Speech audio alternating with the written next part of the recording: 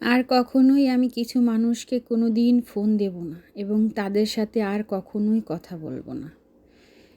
কারণ যারা আমার দুর্বলতার সুযোগ নিয়ে আমাকে আঘাত দিয়েছে, কষ্ট দিয়েছে, এমনকি আমার একাকিত্ব জীবনের কষ্ট যারা বুঝতে পারেনি, তাদের সাথে আর কোনো দিনই আমি কোনো সম্পর্ক রাখতে যাব না। আর কেনই বা আমি তাদের সাথে সম্পর্ক রাখতে যাব? যারা সারাক্ষণই ফোন দিলে, কেন তোমার বাচ্চা নাই, কেন নাই, ডাক্তার দেখাও না, এই করো না, সেই করো না, কেন এত কথা আমার আর শুনতে ভালো লাগে না। তাই আমি আর কোনো দিনই তাদের সাথে কথা বলবো না। এত কষ্ট নিয়ে নিজে নিজেই চলি একা একা, তারপরও তাদের কত কথা। কেন আপনারা এরকম বলেন? আমার কি ডাক্তারের টাকাটা আপনারা দিবেন? এই যে কত শত টাকা আমার প্রতিদিন লাগে ঔষধের পিছনে, এগুলো তো আমাকেই ব্যয় করতে হয়। তো যারা অহেতুক প্রশ্ন করেন, তাদের বিবেকে কি কিছুই বলে না যে কেন একটা মানুষের কে আমরা এরকম প্রশ্ন করি? যার কে না চায় বিয়ের পর একটা বাচ্চা কাচ্চা, সবাই চায় এই পৃথিবীতে। আমি মনে করি হয়তো আমি যেরকম চাই প্রতিটা মাই চায়। আল্লাহ না দিলে মানুষ কী বা করতে পারে বলেন? তারপরও মানুষ অহেতুক খোঁচা দিয়েই কথা বলে। তো আর কি করার। তো দেখুন আজকে আমি রান্না করতেছি এই যে বড় পাঙ্গাস মাছ দিয়ে পুঁই শাক দিয়ে রান্না করতেছি। তো মশলাটা কষিয়ে এখন আমি মাছটাকে ভেজে নেব। যে মাছে হলুদ, লবণ, তারপরে একটু মরিচের গুঁড়া দিয়ে মাখিয়ে নিয়েছি। এখন মাছটাকে আমি ভাজবো। তো আজকে রান্নাবান্না হলো আমার এই মাছ দিয়ে পুঁই শাক আর ভেন্ডি ভাজি। তো এখন আর আমি আত্মীয় স্বজন, পরিবার পরিজন কারোর সাথেই আমার কথা বলতে ভালো লাগে না। আমি এখন একা থাকতেই বেশি ভালো লাগে।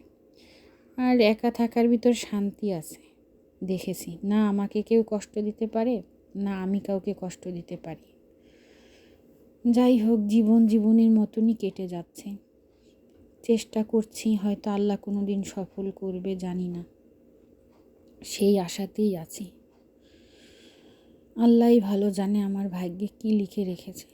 তো দেখেন এখানে আমার মাছটা ভাজা হচ্ছে আস্তে আস্তে, আর এদিকে আমার মশলাটা কষানোও হয়ে গেছে। কি আর বলবো আত্মীয় স্বজন পরিবার পরিজনের কথা। তারা এত উপহাস, এত টিটকারি, এত বদনাম করে আমার পিছনে যে আর দিন শেষে ভালোই লাগে না। নিজের মন সব সময় খারাপ হয়ে থাকে।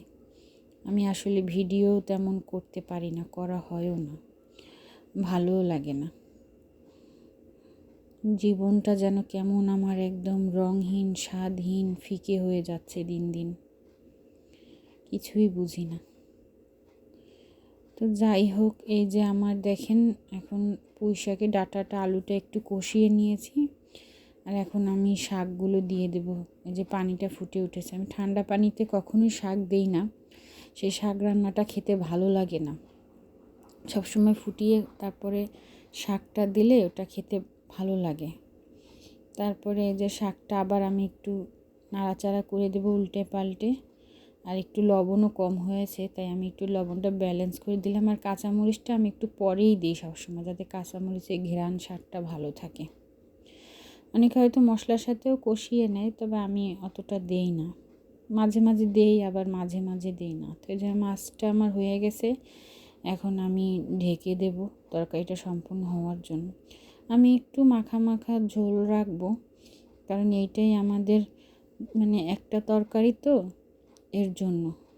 আর সাথে আমাদের আছে, আমি এখন করব ভেন্ডি ভাজি। তো আমাদের দুইজন মানুষের 2 পদ হলেই খাওয়া হয়ে যায়, খুব একটা আহামরি আমাদের চাহিদা নাই। এই আর কি। আর কি খাবো বলেন? ঔষধ খেতে খেতেই আমার জীবন শেষ হয়ে যাচ্ছে। তাই সবাই আমার জন্য একটু বেশি বেশি আল্লাহর কাছে দোয়া করবেন। সবাই অন্তর থেকে আমার ভাই বোনেরা আমার জন্য একটু দোয়া করবেন, এইটাই সবার কাছে চাওয়া। তো সবার জন্য আমারও দোয়া থাকবে।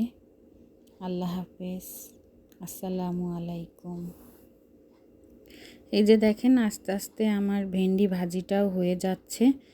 তো এই যে আমি এখন চারা দিয়ে সুন্দর করে ঢেকে দেব, ঢেকে দিয়ে কিছুক্ষণ রেখে দেব। রেখে দিলেই ভেন্ডি ভাজি খুব দ্রুতই হয়ে যায়।